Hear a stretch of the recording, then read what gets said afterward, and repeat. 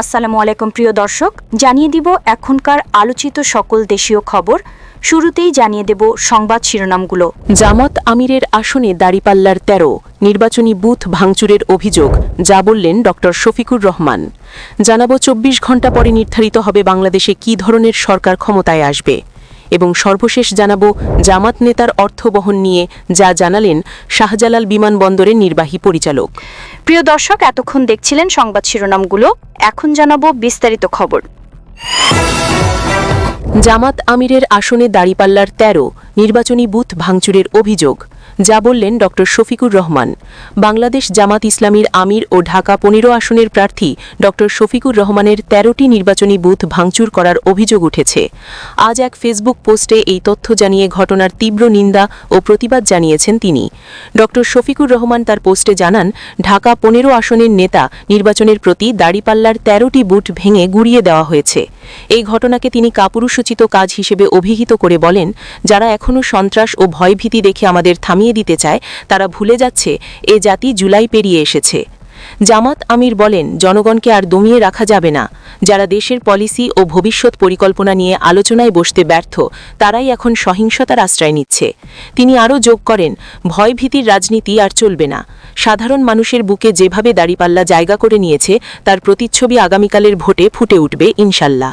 ২৪ ঘণ্টা পরে নির্ধারিত হবে বাংলাদেশে কী ধরনের সরকার ক্ষমতায় আসবে। ১২ তারিখে তো ভোট গ্রহণ চলবে। বাংলাদেশের বিগত ৫৪ বছরের ইতিহাসে অতীতের ১২টি নির্বাচন এসেছিল, এবারে নির্বাচনটি হবে ১৩ নম্বর নির্বাচন। নাম দেওয়া হয়েছে ত্রয়োদয় জাতীয় সংসদ নির্বাচন ও গণভোট। এই নির্বাচন গুরুত্বের দিক দিয়ে অতীতে সমস্ত নির্বাচনের চেয়ে আলাদা। সেজন্য বাংলাদেশের ১৮ কোটি মানুষ, আমাদের চার ধারে দক্ষিণ এশীয় প্রতিবেশী দেশসমূহ এবং সারা বিশ্ব এই নির্বাচনের প্রতি গভীর আগ্রহ নিয়ে তাকিয়ে আছে। কারণ এই নির্বাচন এবং গণভোটের মাধ্যমেই চূড়ান্তভাবে নির্ধারিত হবে যে আগামীতে বাংলাদেশে কী ধরনের সরকার ক্ষমতায় আসবে। ৫ই আগস্ট ও জুলাই বিপ্লব সম্পন্ন হওয়ার পর থেকেই নির্বাচন নিয়ে কথা হচ্ছে। অবশেষে সেই বহুল প্রত্যাশিত নির্বাচনটি আর ২ দিন পরেই অনুষ্ঠিত হতে যাচ্ছে। এই নির্বাচনটি আমাদের বহু প্রতীক্ষিত নির্বাচন এবং অনেক কষ্টে অর্জিত নির্বাচন। এই নির্বাচনের পরিবেশ নিয়ে কিছুটা কথা বলা দরকার। বাংলাদেশের আসন্ন নির্বাচনে প্রতিদ্বন্দ্বিতা করছে প্রধানত ২টি দলের নেতৃত্বাধীন ২টি জোট। একটি বিএনপি নেতৃত্বাধীন, যার নেতা তারেক রহমান, আর একটি জামাত নেতৃত্বাধীন, যার নেতা ড শফিকুর রহমান।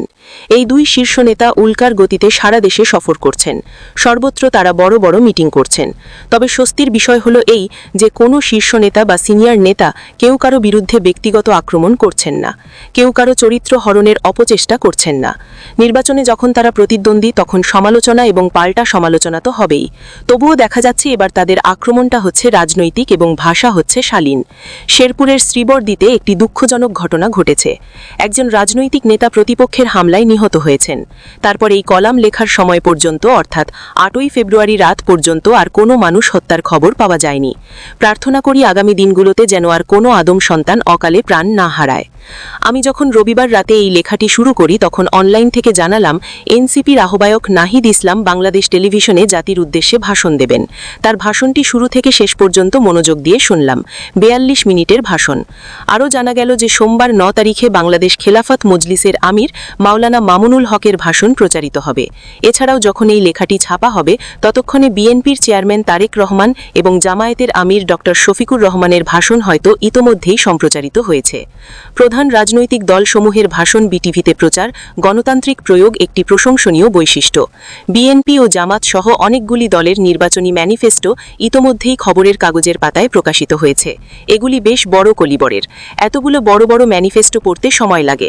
অনেকেই সেই সময় অ্যাফোর্ড করতে পারেন নাই। কিন্তু রেডিও বা টেলিভিশনের ভাষণ সর্বোচ্চ ৪৫ মিনিট থেকে ১ ঘণ্টার মধ্যে হয় বলে শোনার সময় থাকে এবং সংশ্লিষ্ট দলটি ক্ষমতায় গেলে আগামী ৫ বছর কী করবে সে সম্পর্কে একটি ধারণা পাওয়া যায়। আমরা সকলের কায়ম মনোবাক্যে প্রার্থনা করি যেন সামনের কটা দিন শান্তিপূর্ণ পরিবেশ বজায় থাকে। কারণ ভারত শেখ হাসিনাকে লাইসেন্স দিয়েছে। সেই লাইসেন্স পেয়ে তিনি দিল্লিতে বিদেশি সংবাদদাতাদের সম্মেলনে অনলাইনের অডিওতে ভাষণ দিয়েছেন। এছাড়া তিনি রয়টার্স সহ বিভিন্ন আন্তর্জাতিক গণমাধ্যমের সাক্ষাৎকার দিয়েছেন। এসব সাক্ষাৎকারে তিনি প্রকাশ্যে নির্বাচন ভণ্ডুলের জন্য আওয়ামী লীগের নেতাকর্মীদের প্রতি আহ্বান জানিয়েছেন। এর মধ্যেই শীর্ষ সন্ত্রাসী সুব্রত বাহিনীর ঘনিষ্ঠ সহচর মেহেদী হাসান দীপুকে ১১টি বিদেশি অস্ত্র এবং বিপুল গোড়াবারুদ সহ গ্রেপ্তার করা হয়েছে। আওয়ামী লীগ নির্বাচন ভণ্ডুল করার জন্য অনেক বড় স্কেলে সন্ত্রাসী তৎপরতা চালানোর পরিকল্পনা করেছে। তবে আমার মতে জনসমর্থন ছাড়া এসব অপতৎপরতা কোনোদিন সফল হয় না, এবারও হবে না। তবে আমরা চাই কোনো লক্ষ্যই যেন না হয়। প্রায় 17 বছর পর জনগণ কোনোরূপ ভয়ভীতি ছাড়া ভোট দিতে যাচ্ছে। আশা করা যায় কম করে হলেও 70% বেশি ভোট কাস্ট হবে। বিগত 17 বছরে তরুণ ভোটার যুক্ত হয়েছে 5,43,00,000। এরা জুলাই বিপ্লবে অংশ নিয়েছে। এদের রাজনৈতিক চিন্তাধারা আমরা জানি না, কিন্তু আপনি যেখানেই যাবেন সেখানেই আপনাকে প্রশ্ন করা হবে এবারের নির্বাচনে কারা জিতবেন।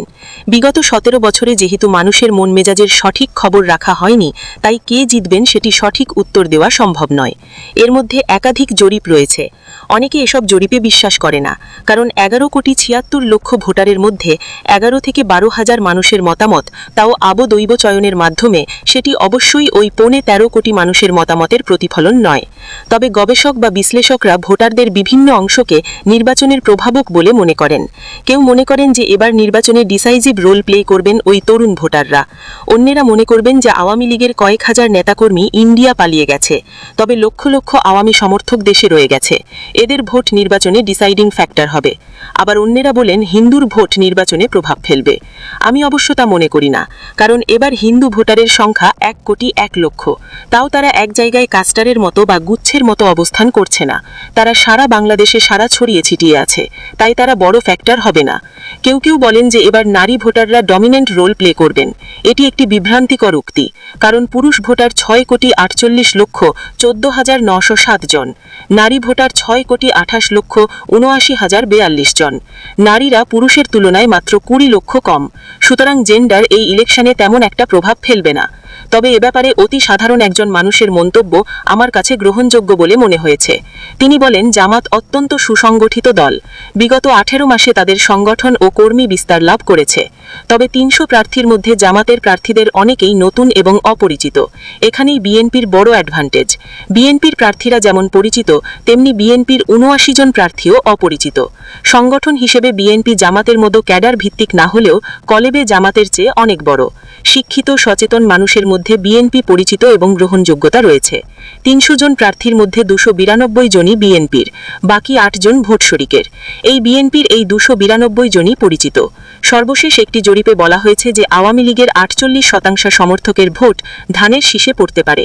জামাত কৃষ্ণনন্দ নামক একজন হিন্দুকে নমিনেশন দিলেও আওয়ামী লীগ এবং হিন্দু ভোটে সিংহভাগ বিএনপির বাক্সে পড়বে। তাই দেখা যায় যে ভোটের প্রভাবক যেসব ফ্যাক্টর রয়েছে তার অধিকাংশই বিএনপির পক্ষে অনুকূল। তারপরেও বলতে হবে, ইলেকশন নিয়ে চূড়ান্ত কথা বলা ঠিক নয়।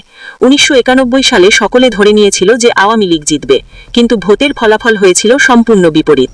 বিএনপি জিতবে এমন যুক্তিতর্ক এবার বেশি শক্তিশালী। তারপরেও আমাদেরকে চূড়ান্ত রায় জানার জন্য 13 ফেব্রুয়ারি পর্যন্ত থেকে অপেক্ষা করতে হবে। জামাত নেতার অর্থ বহন নিয়ে যা জানালেন শাহজালাল বিমানবন্দরের নির্বাহী পরিচালক। ঠাকুরগাঁও জেলা জামায়াতের আমিরের বহন করা টাকা কাস্টমসের অনুপত্তিপত্র নিয়ে সৈয়দপুর গিয়েছে বলে জানিয়েছেন হযরত শাহজালাল আন্তর্জাতিক বিমানবন্দরের নির্বাহী পরিচালক group captain SM Ragib Samad. বিপুল পরিমাণে নগদ টাকা নিয়ে সৈয়দপুর বিমানবন্দরে আটক হন ঠাকুরগাঁও জেলা জামায়াতের আমির বেলাল উদ্দিন প্রধান। তিনি US বাংলার একটি ফ্লাইটে করে ঢাকা থেকে সৈয়দপুর গিয়েছিলেন। এ বিষয়ে জানতে চাইলে শাহজালাল আন্তর্জাতিক বিমানবন্দরের নির্বাহী পরিচালক গ্রুপ ক্যাপ্টেন রাগিব সামাদ বলেন, অভ্যন্তরীণ রুটে অর্থ পরিবহনের কোনো সীমাবদ্ধতা নেই। তিনি বলেন, আজ যখন প্রায় 50 লাখ টাকা শাহজালাল বিমানবন্দরে স্ক্যানিংয়ে ধরা পড়ে, তখন বিষয়টা আমাকে জানান অভ্যন্তরীণ টার্মিনালে সংশ্লিষ্টরা। আমি তখন আইনের বিষয়টা আরও স্পষ্ট হওয়ার জন্য ঢাকা কাস্টমসে জানাই। পরে তারা জানালো অভ্যন্তরীণ বিমানে টাকা বহনের বিধিনিষেধ নেই। ঠিক একইভাবে অভ্যন্তরীণ বিমানে টাকা পরিবহনের বিধিমালাও নেই। আমাদের দেশের ব্যবসায়ীরা নিয়মিত ঢাকা চট্টগ্রামে এ ধরনের টাকা বহন করেন। তবে ইন্টারন্যাশনালের ক্ষেত্রে একটা রুলস আছে, বছরে $12,000 বেশি কেউ বহন করতে পারবেন না। প্রিয় দর্শক, এই ছিল এখনকার গুরুত্বপূর্ণ নিউজ। আরও গুরুত্বপূর্ণ নিউজ নিয়ে ফিরছি কিছুক্ষণের মধ্যে। নিউজগুলো সবার আগে দেখার জন্য এই চ্যানেলটি সাবস্ক্রাইব করে আমাদের সাথে থাকুন। ধন্যবাদ।